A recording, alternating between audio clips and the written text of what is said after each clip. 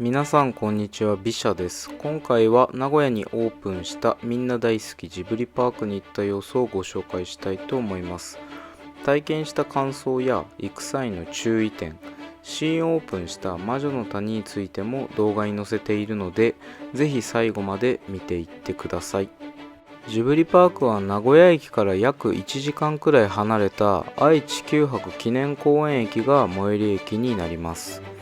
東京から当日に行くことも可能なんですけど、前日に名古屋に宿泊した方が楽かなと思います。閉園時間は早いので、帰りは宿泊しなくてもいいかと思います。ジブリパークはジブリの大倉庫、青春の丘、どんどこ森、もののけの里、魔女の谷の5つのエリアに分かれています。このうち魔女の谷が2024年3月にオープンしたばかりの新エリアになります。まず最初に魔女の谷からご紹介していきます。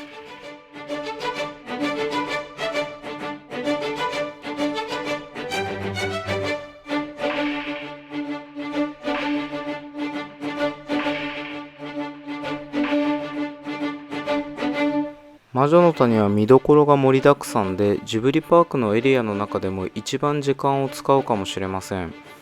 まず一番の目玉はハウルの動く城です。中は撮影不可なのでお見せできないんですけど、完全にハウルの城を再現していて本当に感動しました。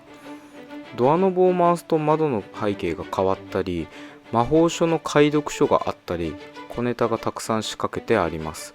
ぜひいろいろ探してみてください。ちなみに晴れてる日だと丘の上にカブが設置されて一緒に写真が撮れます。またソフィーが働いていたハッター帽子店もあって、店内ではキャンディーなどが売られています。こちらも建物の再現度が高くて驚きました。近くにメリーゴーランドがあって、人生のメリーゴーランドが流れています。料金は1000円なので少し高いかもしれないです。乗らなくても外から眺めるだけでも十分楽しめるかなと思います。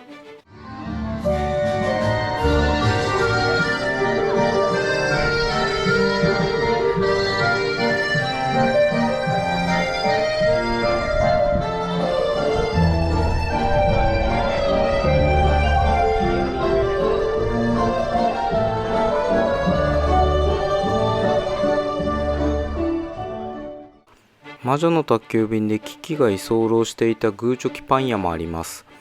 なんと実際に劇中でも登場したパンが売られています。めちゃくちゃ美味しかったです。キキが居候している部屋もしっかり作られていました。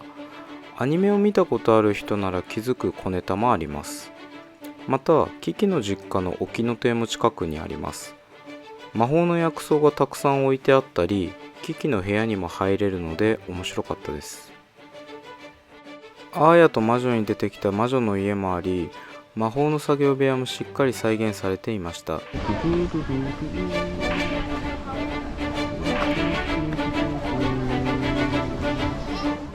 次は青春の丘をご紹介します。青春の丘には耳をすませばに登場したアンティークショップの地球屋があります。お店の中にはからくり時計もあって、時間になると劇中と同じように動く仕掛けになってます。もちろんバロンの人形も置いてあります。ロータリーには猫の恩返しに出てきた猫の事務所があります。中でくつろいでるムタさんが可愛かったです。ちなみに猫の恩返しに登場する猫王の城を再現したキッズエリアもちょっと離れたところにあります。次は猫バスに乗ってどんどこ森エリアに向かいます。どんどこ森エリアだけ少し離れたところにあるので気をつけてください。もちろん徒歩でも行けます。ちなみに猫バスの料金は1人1000円です。どんどこ森にはトトロのさつきとメイの家があります。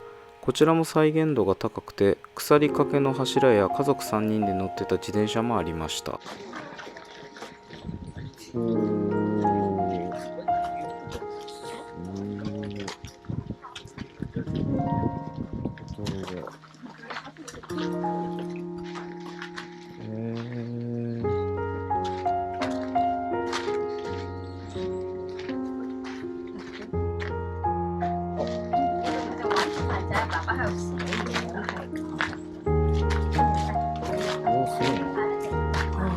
井戸だ。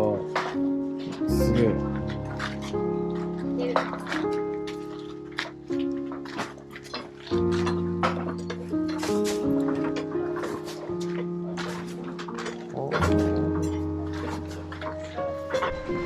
ドゥドゥドゥドゥ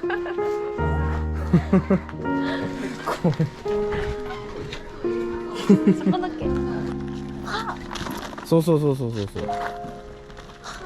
伸びる。疲れた。あと100回。どんぐり。どんどこ。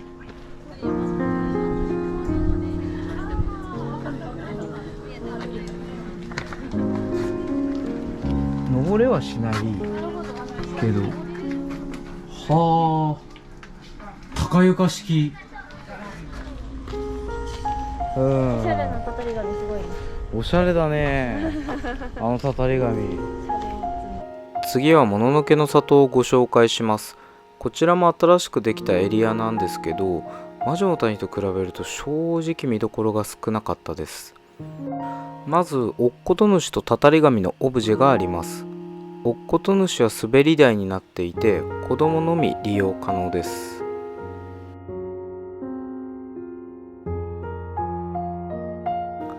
こちらはたたらばです。たたらばでは五平餅が焼けます。ちなみに僕は焼きませんでした。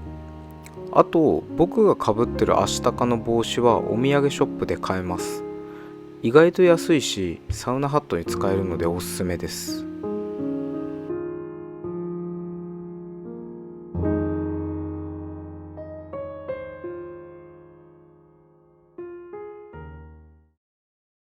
最後はジブリの大倉庫をご紹介します。ジブリの大倉庫は屋内施設でフォトスポットや企画展示、短編映画などが見れます。こちらはジブリ作品のキャラクターと一緒に写真の撮れるフォトスポットです。千と千尋の神隠しだけ列ができています。閉園時間の近くになると空いてくるので、そのくらいの時間に行った方がいいかもしれません。他の作品はそこまで混んでいないのですぐに見れました。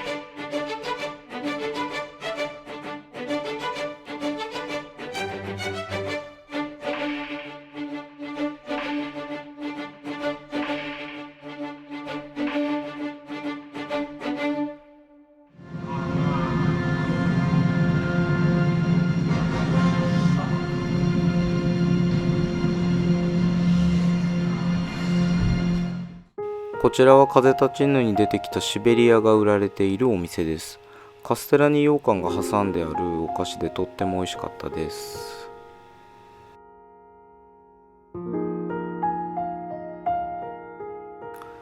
大倉庫内はこのようにあらゆるところに展示物が置いてあって、歩いているだけでも非常に楽しいです。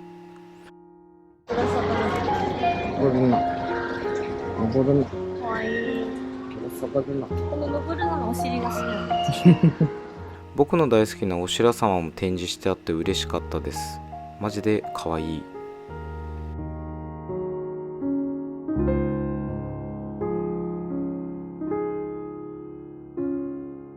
こちらの倉庫にはジブリ展や三鷹の森のジブリ美術館などで使用したスタジオジブリの展示物や保管品が所狭しと並んでいます。こちらはアリエッティのエリアです。すべてのものが大きく作ってあって、アリエッティの世界に入れた気分になれます。アリエッティはしっかり鑑賞していった方がいいですね。僕は1回しか見ていないのでうろ覚えでした。アリエッティちゃんと見よう。みんな写真撮るんだよ。ちゃんと地図企画だ。写真撮ってあげようよ。へえ。すごいなこれ。缶詰だ。みかん。よく見るやつ。一応これ、映画のネタやつ。忘れ物。本当だ。映画の。ジブリパークの紹介は以上になります。いかがでしたでしょうか。正直全てのエリアと施設を回ろうとすると1日では時間が足りないと思います。僕たちは2日間でちょうど良かったです。もし時間がない場合は魔女の谷とジブリの大倉庫を優先的に回った方がいいかなと個人的には思いました。それではまた次の動画でお会いしましょう。さようなら。おしまい。